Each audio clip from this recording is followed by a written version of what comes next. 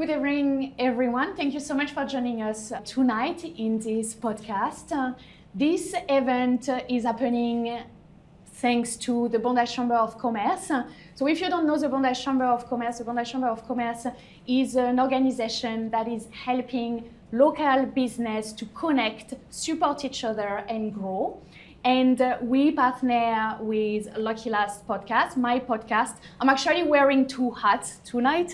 I'm part of the Bondage Chamber of Commerce and I'm the host of Lucky Last. So thank you so much for coming here tonight. Tonight, it's all about female founders who didn't wait for permission. They built what they wished existed. Women who took an idea, trusted their feelings, and turned it into something that genuinely changed the way we live, buy, or feel. We're joined tonight by two powerhouse who've done exactly that. Let me introduce you to Bonnie. Bonnie Gillies is the founder of Basics by B. I'm sure you all know her. She has a makeup brand, and she built her brand on confidence and quality, proving that simplicity, when done with heart and intention, can really have an impact. Bonnie has built a loyal, engaged community of women who don't just wear the brand, they believe in it. I knew we'll have more people. Kathleen, let me introduce you now to Kathleen Gregg. She's a co-founder of Facial, Australia's first membership-based facial clinic that's completely redefining how women approach skincare. What started as a fresh idea to simplify skin health has grown into a brand and a community that's rewriting the rules of the industry. Both of these women have built brands from the ground up, faced doubt, pivoted, and pushed through. And tonight we will dive into what it really takes to build a brand from scratch, to back yourself when no one believes in you yet, and to stay grounded through the chaos of growth. Welcome to Lucky Last. Thanks for having me. Thank you. Let's start at the beginning. If you are an entrepreneur or a business owner, or you are thinking about it, it means that you had this idea. At some point in your life, you had your idea that you want to build something from this idea. So I want to talk about this. What was your what if moments? Where did your business ideas come from? Let's start with you, Bonnie. So I have been a makeup artist for over 20 years and I was being paid by all these different brands to promote their products on social media and host their events. And I ended up, I had this community of women that would come to my makeup workshops to learn from me and learn basic stuff. They weren't makeup artists, they just wanted to know where to apply a blush or how to update their look and just to help them look and feel good. And I was just being paid by all these different brands and I thought, they're paying me to try and sell their products to people. I want something that's mine. And I'm not from a business background, so I thought, what can I make that's as inclusive? I could only afford to make one product. So I was like, what can I make that's as inclusive as possible that everyone can get and learn along with me? So I made a makeup palette that has lots of different colors in it for all different skin tones, all different ages. And I thought maybe they'll buy them and at home they can learn how to use them along with me. And so it started with one product and it's grown from there. What about you, Kathleen? Yeah, so mine's very similar to Bonnie. We started with a community. So it's a little bit different to a clinic, but we started with a podcast. So this is very natural. Yeah. Here we go. But about 5 years ago, Ella and myself, who co-founded the business with me, started a podcast called Cosmechicks, and we were on a mission to educate millennials about cosmetic enhancements, skin, and beauty. And we ran this podcast for about 4 years, and through this time we interviewed over 100 beauty experts and also built a really loyal following of millennials that trusted us for beauty and skin advice. And it was after a little bit of time that we started to notice a few key themes when we were doing these interviews. And whenever we spoke to any beauty expert, whether they were a plastic surgeon, a makeup artist, a cosmetic injector, and we asked them about preventative aging or anti-aging, there was always this common response to start with the skin and to look after it consistently. On the other side, from our audience that we built and how we felt as consumers, looking after your skin regularly just wasn't that accessible. Like, we really felt that facials were a luxury, and whenever we asked people if they got a facial, it was if they received a voucher or if it was like a treat yourself moment. So we really started to see this problem that facials were expensive, they were time consuming, and it was really overwhelming when you went into a clinic and there was a massive treatment menu, and as a consumer you thought, well, how am I supposed to pick what's the right treatment going to be for me? So after this 4 years of basically research and development, we decided to create Facial, which is membership-based skin clinics that make facials affordable, time efficient, and customized to our clients. How did you manage these 4 years, this beginning? Because you are pretty much, when you are a founder or an entrepreneur, it's yourself against the world. How did you manage? Did you have moments of self-doubt, and how did you manage them? I think with the podcast, that was something that was really a passion project. When we started the podcast, we hadn't monetized it. It was just something we did for fun alongside working. So we never really, it was always something that we just had joy out of. And then eventually we were able to quit our jobs and actually take the podcast full time. And then when we had this idea for Facial, because we had spent so much time doing this research, we really felt like this idea was something that was going to take off, because we saw a clear problem in the market and we thought that the business was such a great solution to that problem. And looking back, we were also about 24 or 25 at the time, so I think there was a bit of naivety there, because we were we can do anything, we can take on the world. And now I actually probably think I've got more self-doubt than I did when we started the business.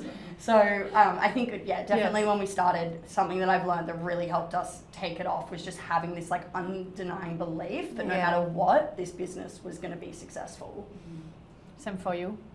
Yes. Well, I was lucky in the beginning because I had a job as a makeup artist and the brand was my side hustle. So I didn't pay myself for years. The more I sold, the more I put into new product development. And I only really started paying myself 2 years ago. But the hardest part for me has been the last 2 years, because I've had so much growth and I feel completely out of my depth sometimes. So many times I meet these serious business people and they're like, so what are your figures and what are this? And I'm like, I'm just a makeup artist, leave me alone. But I guess what I've learnt through all these really difficult, intense, most stressful times in my life was that I'm smart enough and I knew what I was doing all along. I just should have probably backed myself a bit more. I think I put myself in worse situations because I was like, I don't know, I need help. So yes, absolutely true. And I think we tend to not do that and listening to our entourage, where we should actually believe in ourselves way more. Bonnie, you started as a makeup artist. How did what you saw every day with women shape the idea behind Basics by Bee?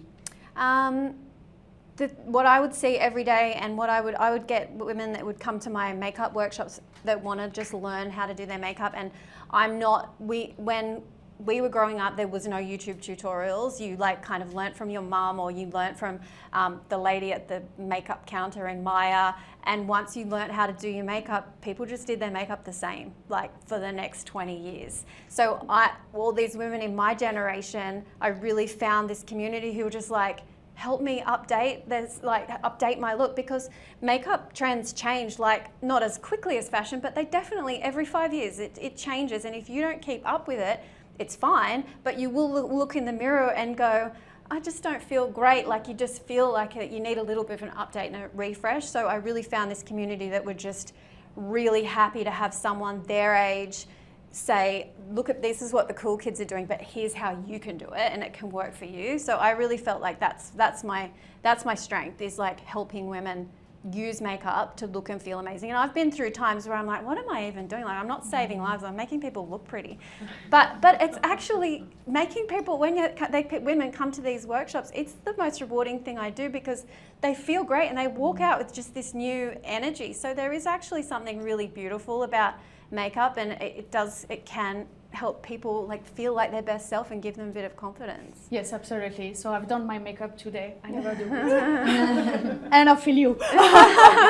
Because when I got out, I'm like, who am I? You know? So there is a beauty in this craft. Yeah. Absolutely. Yeah. So once the idea is born, comes the hardest part, turning it into something real. So let's talk about the growth, the pivots, if you had to pivot, and the grit it takes to stand out in such competitive industry. Beauty, makeup, it's saturated, let's be honest. It's really difficult to stand out. So how did you get people to believe in your concept early on? Kathleen? Yeah, I think for us to believe in our concept, like we very heavily focused on social media and really educating on what our business was and how we were different. So we have a very unique, different business model, and it's nothing like any other traditional skin clinic. So we made sure that when we were talking about that in person with our customers, but also online, we really were repetitive about who Facial was, why it's different, and actually the impact that we want to have. Not just we're this business model, you need to come and try it, but the fact that we want to bring like makeup-free confidence and help people feel confident in their bodies as well. So definitely educating was a massive thing for us, and also making sure that that experience that we were showing online was the same when people came into the store. So we had like a really slick customer journey from when the client walked in to when they come through and sit down, do the consult form, and each of the touch points we had and each point we wanted to get across. Because particularly in a service-based industry, one of the biggest ways that you can grow is word of mouth. So we knew if we gave that amazing experience and we made sure that we converted them into a facial pioneer, they would go away and have this amazing experience and then share it with all of their friends and help us spread the word as well. So I think it's just being really, really clear on like our point of difference, but then being shameless about sharing it everywhere. Yes, okay. Bonnie, at the beginning you said you were a makeup artist and then you transitioned as an entrepreneur. How did you manage this transition? Well, I've always been entrepreneurial, and I've actually had other businesses before that I think were leading me to this point. But I just knew I didn't start the business as like I want to grow it to this huge thing. I really just wanted to add to the community that I already had. So for me, it was making sure that I was heavy on education, like helping people. It's the whole purpose of why I'm doing it. But also keeping everything relatable and easy to understand and really understand the people that we're talking to. Yeah, and I think there's been so many times where I've had to pivot just because I realized, like my first product, I made it for the people, like it was a palette. These makeup palettes last you 5 years. Like it's not very good business. You're supposed to like have repeat orders from people, you know? So I was like, okay, so, you know, and I think for me, I just made sure I was always open to listening to what everybody has to say. And I'm very trusting of a lot of people. And I think I've had to learn, yes, listen, take it all in, and then hang on to the bits you want and just not like get rid of the rest. Because sometimes if you listen too much to other people's input, even though they might have been really successful in business, it's not your business, and only you really understand your own business. So you are both in the industry, makeup and beauty. Do you think there is a difference or a gap between what the industries are pushing women to be or to look like versus what women really want? I think there was, and I feel like now, I just feel like the whole, it's the cosmetic industry and everything as well. I feel like that was all really misunderstood by the consumers, and we were seeing celebrities who were doing all these treatments, and because we're in Australia as well, we have the harshest sun, that people weren't investing enough in skin.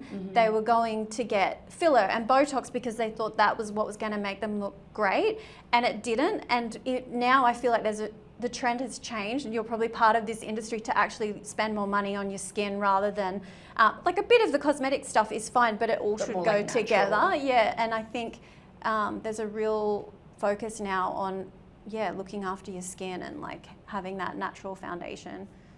I know we often say, oh, you need to have these 7 steps, you know, these 7 beauty steps. Is that true, or can you? Women just, well, the women that in my community want simple stuff. They don't want to have makeup artist skills. They want one product that they can put here, here, and here, and they're like done in 5 minutes, you know? So I feel like people do really want simplicity. Fair enough.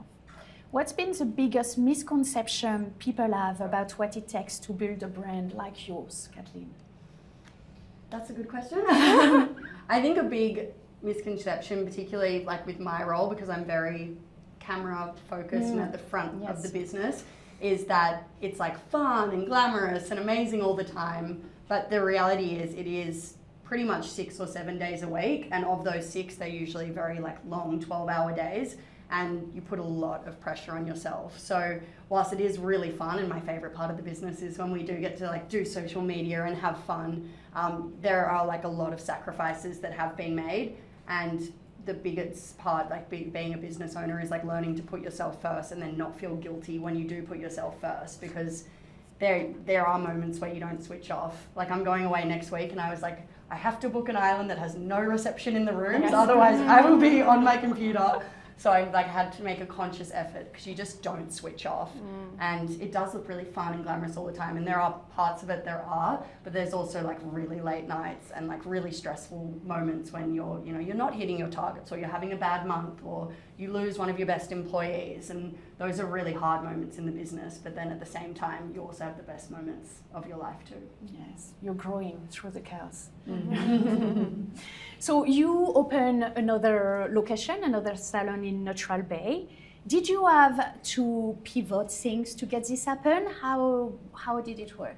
Yeah, so we opened a second location probably about a year after we opened Bondi, and then we let those two run for probably about another year. And then at the beginning of this year, something that we've always done with the business is like we really value our client feedback. So probably once a quarter, we'll send out a survey to our entire customer database, and we just want to understand how they're liking the business, what they don't like, and if they have any suggestions. And in about January this year, we did one of these surveys, and there was a really common feedback that we were seeing across the board. The first was our clients wanted longer treatments. So traditionally, when we launched the business, all of our treatments were 30 minutes, and everyone was saying, we want longer than 30 minutes a month, we want more self-care than that. The second was they wanted more little luxuries. So because our facials were only 30 minutes, we weren't doing things like massage or hot towels, like all those little luxuries that you expect to get in a facial treatment. And then the third, and probably the most important, was our clients wanted more treatments. So we had a very limited amount of treatments, and they wanted more variety so that they could get better results. And we got to a point where we realized the current business model that we launched with, which, just to quickly summarize, was basic, advanced, or ultimate facials, so they all kind of neatly fit into these buckets, wasn't really working for us to continue to add on all these new treatments, because they just didn't neatly fit into this business model that we launched with.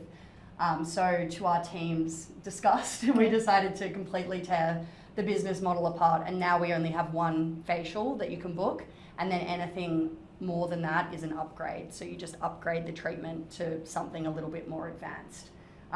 Another thing that we just realized was, instead of just being membership based, which we really advertised on and spoke about, we had completely missed this entire revenue stream of packages, which is really industry wide. So more recently, we introduced packages to the business. Similar to when you go to a gym, you either go on a membership or a pack. If you buy a pack, it's probably the most affordable. And since launching the packages, it's really funny, because not only have we had a lot of revenue increase from the packages, but our memberships have actually increased, because we've noticed when people get a choice, they kind of like pick one or the other, rather than you go, you could be a member or you couldn't be a member. So now they're kind of neatly picking between the two options. But yeah, to summarize, I think the biggest key takeaway from that is just listening to your customers the whole way, because they're the ones that you're doing the business for, and they give you the best feedback. Fair, absolutely fair. It's fascinating how, when you start your business, you're so focused on one mission and one aspect of your business without actually realizing that you can do more than that. But at the beginning, you're like, this is my only mission, and I'm not only going to talk to these people. And when you grow, when you develop your business, you realize actually, no, my voice is louder. I can talk to more people, and then you grow like that. I love it. Fascinating. And you gotta let go of the original idea. Yeah, that's be the like, thing. We can change. What worked Evolve. 3 years ago, evolve. That's the right word. What worked 3 years ago, it will not work in the current market, and you have to adapt with it and adapt quickly. Yes. And Bonnie, how do you stay innovative now that your brand is growing and this industry is going so fast? There's a new trend all the time. Yeah, I'm just trying to stick to what what I think would serve. I'm not going to do like crazy trends. If there's a trend that I like, I might do something like that as long as I think that the women that are in my demographic will use it. So I'm just trying to make really good products and make sure I have high repeat products that you run out of every 3 months. Maybe subscription products. Yeah, maybe. Yeah, so just try and make them really good. I'm a makeup artist, so my standards are pretty high. That's why foundation has taken so long, and it's still being finalised, but soon. And that's going to be a core part of the business because it's something everyone uses and uses it every day. So you started with brushes, and then you realized that brush, like... I started with the palette, first, and brushes was second. Yeah, okay. Yeah. And now you are like growing towards the whole makeup It's range. pretty much a complete range except for foundation. Yeah, We've got concealer, but we don't have foundation yet. And why foundation is so complicated? Because for multiple reasons. Well, I've got two. One's a BB cream with an SPF in it, and there's this whole sunscreen debacle at the moment. Have you heard this? And so my manufacturer got mine tested with this dodgy lab that's come out, so it's got to be retested. And now the wait to get everything retested is like 6 months, and it costs like $6,000, and it's just like being one thing after another. But to answer your question properly, a foundation range is really complicated because you need to have something for different skin types, firstly, which are different ranges, but then you need shades to cover all the different skin. So it's expensive, it's time consuming, and it's something you wear, all over your face all day. So it's got to be really high performance, wear really well. And it's just taken a long time. I've had thousands of samples of stuff made for me, and yeah, I'm very, very close. The BB cream is there, but never got to do this testing again, and the foundation's very close. So. Never a dull moment, huh? Oh yeah, the bottles for the BB cream have been sitting at my manufacturer for over a year. It's just... Okay, keep us posted. Yeah. Definitely. Yeah. Since starting my own journey with Lucky Lass, I've learned that resilience is actually not something that you're born with, it's something that you build over time. And there are moments of doubt, I can't even tell you how many, moments where I want to give up, moments where I question everything, my mission, I want to redo all it all. But I think these moments are actually the ones that shape you the most. And I would love to talk about that, the mindset, the self-belief, and what it really takes to keep going when things get really hard, when you need to be patient for years to get the foundation, for example. So how do you handle self-doubt or imposter syndrome, if you do? And give us some tips on how you are managing that, Kathleen. Yeah, no, I think, like I said before, self-doubt's something that, inevitably everyone has that little voice in their head that sometimes says that you can't do it. And just one of the biggest things that I've always had to learn is learning when to understand that voice is just something you're making up in your head, and to pivot and try and shift that to a better mindset. Sometimes that's not as easy. Like, if I'm honestly speaking, the last month in my business has probably been like the toughest month I've had, because we've been through the biggest changes, and that just is what happens in the nature of business and growth, and when you have people leave the business. And I think something that I realized that is why I've allowed this little voice in my head kind of grow recently is because I'm just not giving myself any time to myself. And that's why I decided to do something like go on a holiday and actually switch off, because when you do not give your time, that self, to kind of look after yourself, you're showing up to the business not 100%. And like I've seen myself slip in the past month where I'm not showing up for the team, I'm not being there because I haven't kind of allowed myself to re-energize and actually be 110%. And that's so important. So definitely the biggest tip is from the get-go, prioritize it. Like when you first start the business, you're like, go, go, go, go, go. But then after a few months, it's like you eventually realize that you need to prioritize that time. 100%. And I think this is why a lot of entrepreneurs as well give up at some point, because they're burned out, because they're doing everything by themselves without support, and feeling guilty that if they take a day off, nothing is going to be sold, they are not going to have cash flow, they are not going to be able to sell their product. So I think it's really important to remind ourselves that we need to take some time for ourselves to make sure that we can help the business grow. But I think what you said at the beginning as well about how the toughest times where you actually have the best growth is like so bang on. Like whenever I look back at the most challenging times in the business, like you just find this weird strength in you where you make it work and you learn new things about yourself, you learn new skill sets, and you look back and you're like, that was a shit time, sorry to swear. But I learned the most about myself, and like I'm a different person for it. So it's just always reminding yourself when you're in those tough moments, you'll look back one day and be like, good on you for getting through it. Yes, absolutely. Bonnie, do you have any advice for us? I just make sure my weekends are sacred, and I really do nothing. Like I don't overextend myself, because I used to always say, yeah, I'll do this and I'll do that. I have to, otherwise I will burn out. I just go all week and long hours and everything, and I've got kids and I feel guilty that I don't see them during the week. So keeping my weekends sacred. And I guess just really trying to drown out the loud voices that tell you should quit, which I get every week. I honestly, at least once a week, wake up and think, why the F am I doing this? But then I have just making sure I really appreciate the times when I have that energy, like, you know, we launched a new product and that like gets me really excited. Or we had a brand event last week, and that's like just really stopping and taking note of the times when you're like, this is why I'm doing it. Because if you just let them pass without stopping and being like, this is I'm doing this for, all those voices will get too loud. Yeah, and just not making sure that you also pay attention to the fire that's in your belly, even in the toughest times when you just think, oh my God, why don't I just go and get a job somewhere?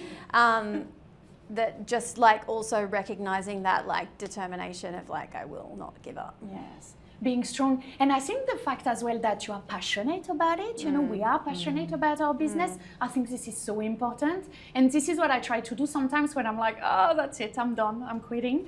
I'm like, fuck, but you love this. You fucking live for this. Why? What are you going to do? It becomes part of your identity as well. Like my business is part of my identity now, so I'm not going to give up on it. But there's like, it's tough. It's not easy. Yes. Bonnie, you've built a huge following on social media.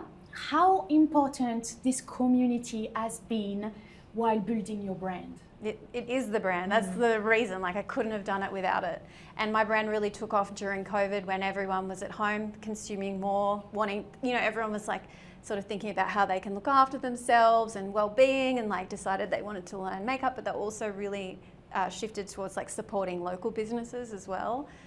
So the community and the online following for me is everything. That's how I grew the brand. Now I've got some retail partners as well, which helps, but it's a small percentage. Like my business is the community that's online, like it's everything.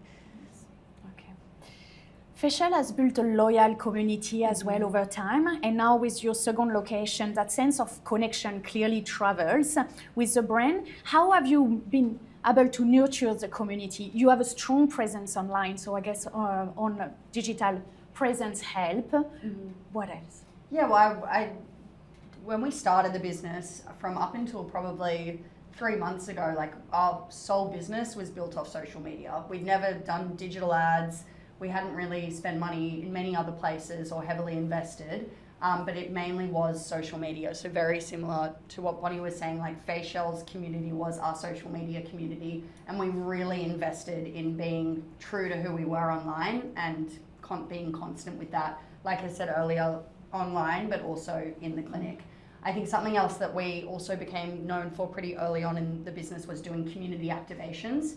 And we were very lucky because when early on we were able to partner with massive brands like Magnum, Laneige, Love Honey, and they would come to us and they would have the budget to put on these huge events. And that meant that we could invite our community to these free events on Bondi Beach, you know, in parks. And I think having that like physical connection with the community is really important, and it's something that we try and do regularly, at least once a month, have a community event where we invite them into either the clinic or a space, and not just be offering skin services, but actually offering the community as part of our membership as well. So I definitely think like in-person experiences is something that people really love and like to be a part of.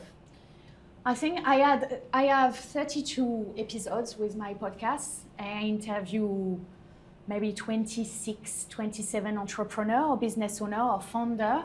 And I think if there is one thing that comes back all the time, it's community.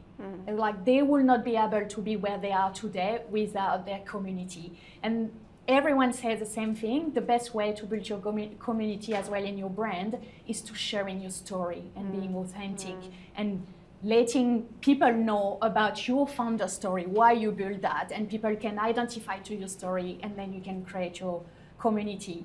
Definitely something that I need to work on, but I think it's really important, and you did an amazing job with your respective communities. And so have you. Like, look at the community. Yeah. You should be very proud of that. Yes, thank you. So you've both came such a long way, you know, like when you started your business, like it's a roller coaster. You know, one day you're crying, one day you're happy, the next day you want to kill yourself. How have you evolved personally through the journey as women, and as leaders? Bonnie. I'm tough. I am Love tough this. now. I'm actually really sensitive, like person softy usually, but and I don't. You can. I mean, I'll let people get away with more than they probably should, but until they piss me off enough, then I'm a bit fiery. But I've just learnt to deal with tough situations that I just could never imagine myself having dealt with before. Taking no nonsense, like people are taking the piss, I don't mind just going, no, I'm not doing that anymore. And I would never do that before. I just have these moments lately and I'm like, who am I? Like, look at me. So I think I've gotten a lot tougher and soft Bonnie's like in the background. She's gone. yeah. But that's the biggest thing I've noticed. Yes. And you, Kathleen? No, I second that. I think the biggest thing, I've learned is to be a good leader isn't to be a people pleaser. You're not trying to get everyone to like you.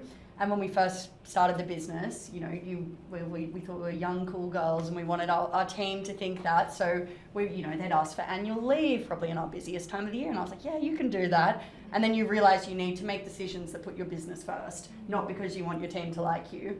So sometimes you're going to make decisions as a leader that aren't going to necessarily make people think highly of you, but you have to remember that that's the reason you're doing it, because you want to keep the lights on as well. Absolutely. This is so difficult.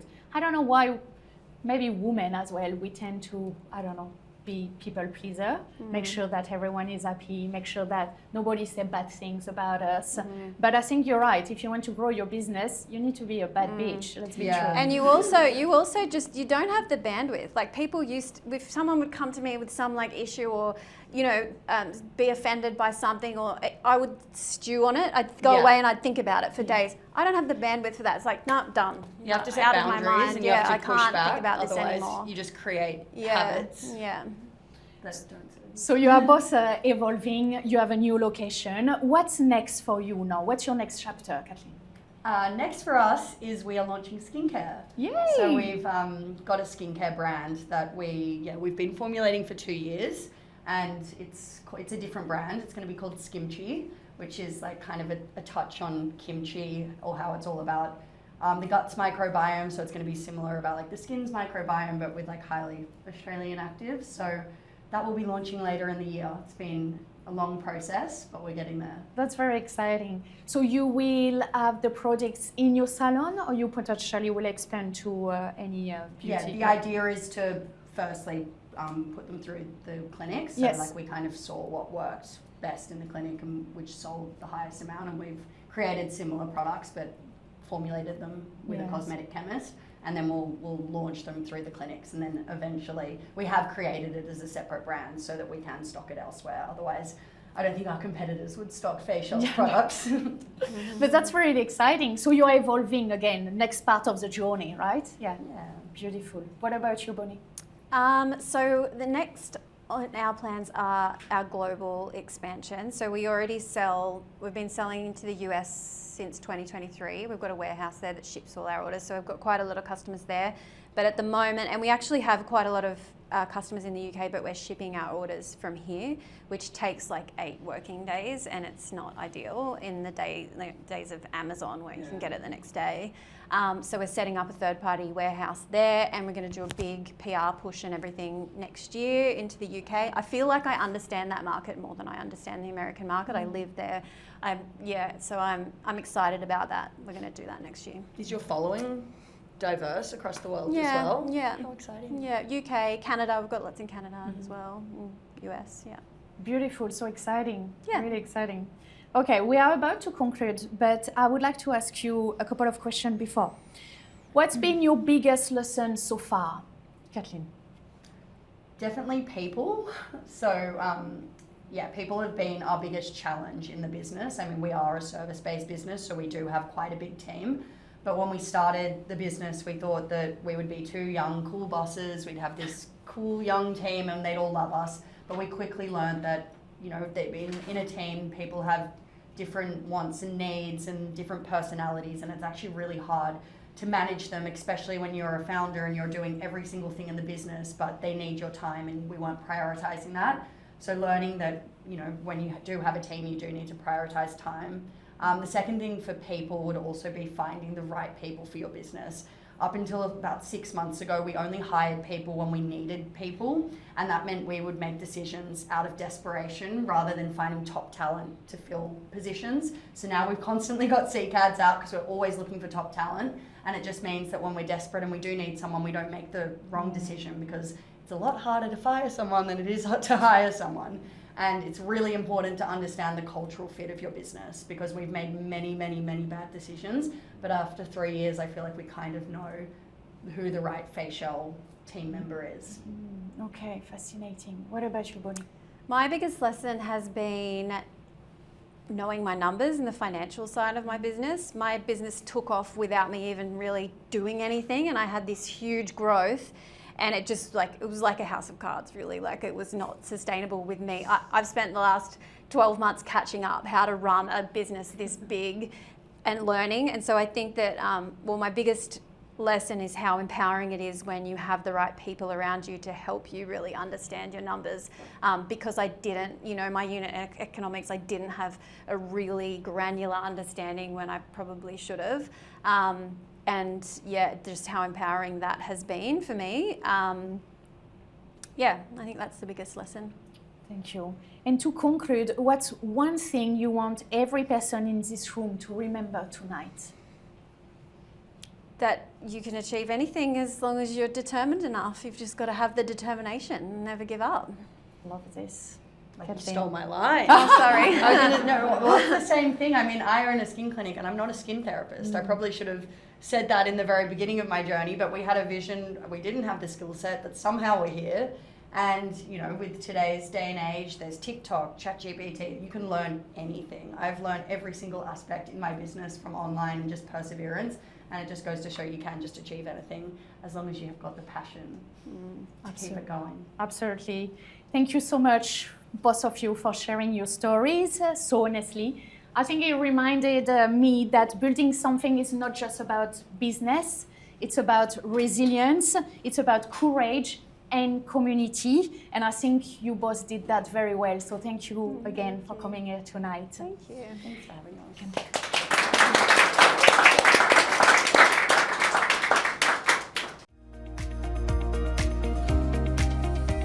Thank you so much for joining me on this episode of Lucky Last. If you enjoyed today's conversation, remember to subscribe or follow me on your favorite podcast platform.